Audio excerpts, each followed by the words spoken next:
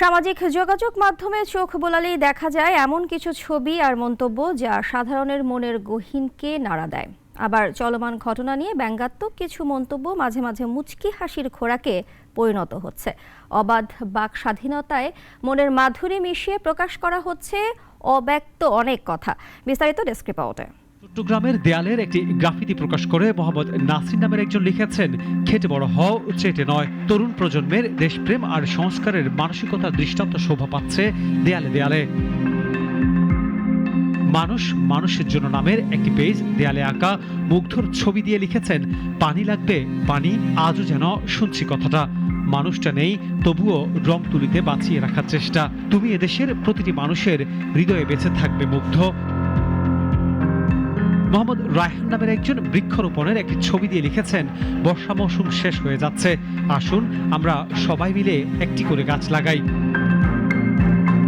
আনোয়ার হোসেন নামের একজন নরেন্দ্র মোদী আর ডক্টর ইউনূসকে নিয়ে মজা করে একটি পোস্ট দিয়েছেন।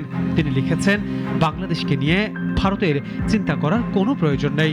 বাংলাদেশ পরিচালনা করছেন একজন নোবেল জয়ী চা বিক্রেতা নয়। ফেসবুকে হাস্যরসাত্মক কিছু মন্তব্য ভাইরাল হচ্ছে। ABM সোহেল রশিদ লিখেছেন, বিবাহিত পুরুষ মাত্রই আয়না ঘরে থাকে।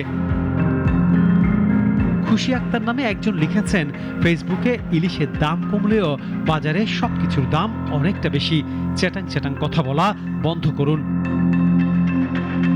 আনোয়ার হোসেন নামের একজন ব্যঙ্গাত্মক মন্তব্য প্রকাশ করতে গিয়ে লিখেছেন, ভারতকে যা দিয়েছি ভারত কখনো ভুলবে না।